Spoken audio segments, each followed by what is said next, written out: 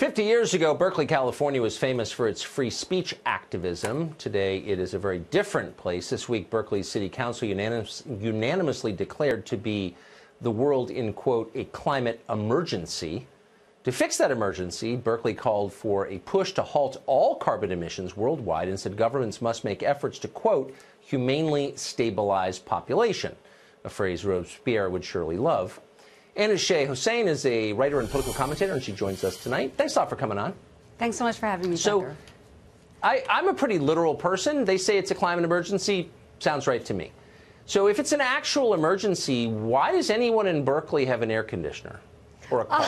I mean, if they really believe that, no, it's sincere. I mean, I hate to sort of ask that people live out their purported beliefs, but if they're telling the rest of us we need to have fewer kids, why are they still driving and using AC, honestly? You know, I totally agree with you, Tucker, but I also don't think they're just telling us to have less babies. I mean, climate change and the impact that human beings have on environment is related to a lot of stuff, not just the amount of children that we're having. It's about carbon emissions. It's about eating less meat. So I think we can all agree that we care about our planet, but it's not just about having less children.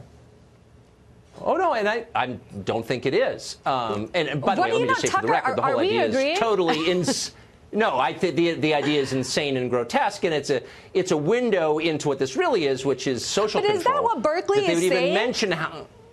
Is that what they're saying? They're not it's an emergency. It's an emergency. Everybody stop having babies.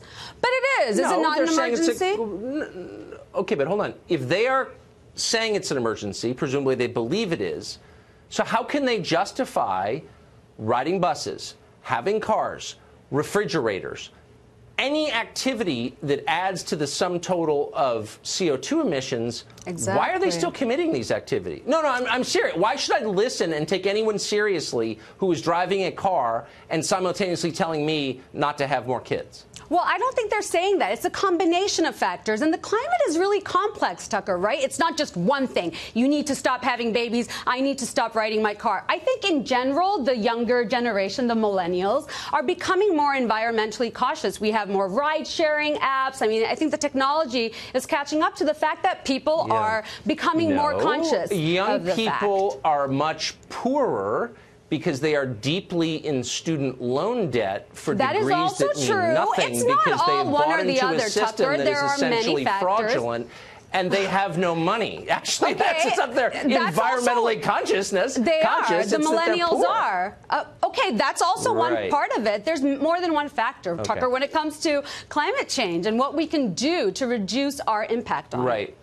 Look, I actually am in favor of a clean environment. So I wonder why, have you noticed this, that places that spend the most energy telling the rest of us that the world is ending because of climate change also tend to have the dirtiest streets and the largest number of people relieving themselves on the sidewalk and the most trash? Why not, if you really care about the environment, maybe you could clean up the sidewalk in front of City Hall. Does that ever occur to liberals, I wonder? You know what? Not just liberals. It's not liberals that are responsible for climate change. It's all of us. And I agree with you. We can't just talk the talk. We have to, you know, also follow up with actions. And, but wait, why? No, but seriously, if you care about the environment and making the world cleaner, and by the way, sincerely, I am for that. Can we all agree that we agree with that? We all want to keep the environment cleaner and save our planet. Yeah, but have you been to Berkeley recently? Have you been to New York City? Have you been to San Francisco? There are people with their trousers down, relieving themselves on the sidewalk, and then walking around them are environmentalists on their way to lecture me about how many kids I have. Yeah, but you know what? It's not necessarily about where in the world is more populated. It's about who is using more resources. And I completely agree with you. We all have to do much better. We're sort of talking past each other. Can you agree that if we're going to make the world cleaner, we can start by cleaning up the sidewalks, and then maybe we can get to the part about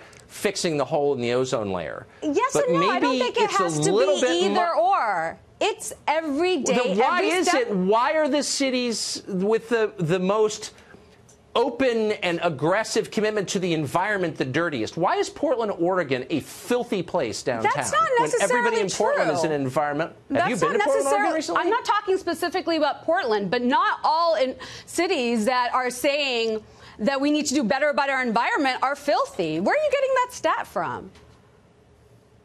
Okay.